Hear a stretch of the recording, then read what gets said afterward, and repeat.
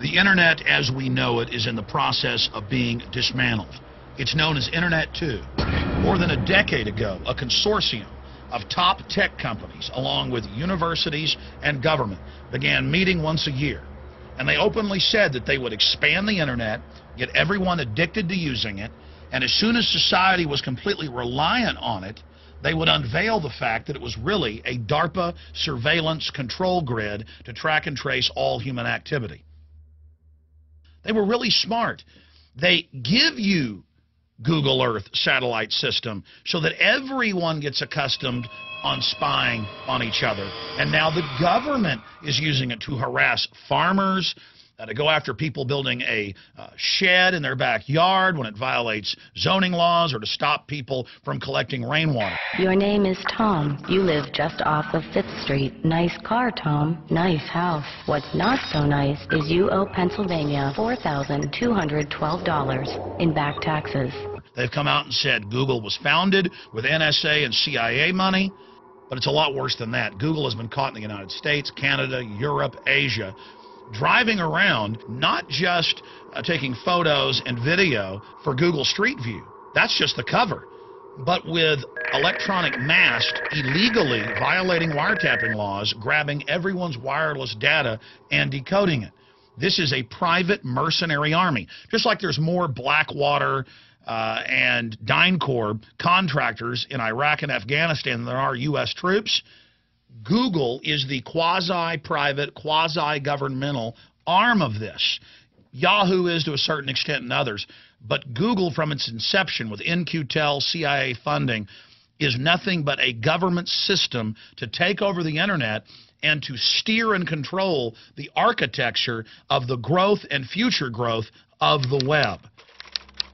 Net neutrality is the internet. You can go anywhere in the world. All sites are basically equal. You don't have to pay to get access to certain sites. Those sites individually can do that, but to get to their homepage, you don't have to pay any extra money. And so the internet bills you've paid, the cell phones you've bought, the computers you've purchased, all of this has funded the growth of this infrastructure. And now Google and Verizon and others are getting together and openly saying that they will allow companies to pay for premium access on these new networks. So it's basically like a toll road company. We have Centra of Spain coming into Austin, Texas, where I live, buying off politicians and then placing toll roads on existing roads. That's pretty much what this is doing. But not only will you have to pay to get access to all sites, sites will have to pay Google and Verizon and others, all the big telecoms are talking about doing this, to be able to get access. So that allows them to censor what you're able to see. And they may not even allow you to pay them so that you can have access to the entire web. And separately, we now have the internet kill switch passing out of committee, very close to passing the Senate. It's already passed the House, and the government says we may have to shut down the internet to save it. So they're taking the internet and turning it not into a free encyclopedia of the world, something always growing, that is truly democratic, where ideas are on a level playing field. No. They have become completely panicked by the fact that the new media in the last year and a half, and they admit this, is now bigger and more powerful than the mainstream media. The mainstream media has been caught lying about WMDs and so many other issues. They have little or no credibility. In fact, it's at all-time lows. So you have this perfect storm of major corporations who are getting their butt kicked by the free market on the web, and the government, who's being discredited worldwide, all coming together, whether it's in Australia or England or Canada or the United States or communist China. The same systems of control are openly now being implemented. The FCC is saying they're going to regulate the internet. We've got the Federal Trade Commission saying they want to tax the web. And we've got Google and other major providers coming in and saying that they're basically going to have a hostile takeover of the web as we know it and kill it. All it's going to be is basically like a glorified Netflix, where you have a few thousand choices, or a glorified cable system where you can only get to the big mega establishment sites and won't be able to get to the alternative sites. The Internet 2 Consortium admits that this is their plan. In fact, their slogan is "The Internet is dead." And they celebrate that they are killing the old, free, open, organic internet and forcing you onto this corporate internet.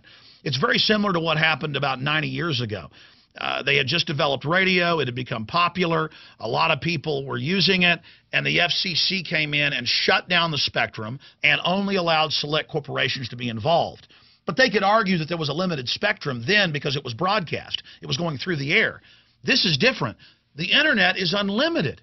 And they can't stand the fact that Infowars.com and PrisonPlanet.com and many other alternative news sites are now dwarfing some of the largest newspapers in the world. The dinosaur media is scared, and they're striking back. They're coming in to defend their monopoly. And so if you want to protect the internet, if you want it to survive, call Congress, call your House members, your senators, and tell them, do not end net neutrality.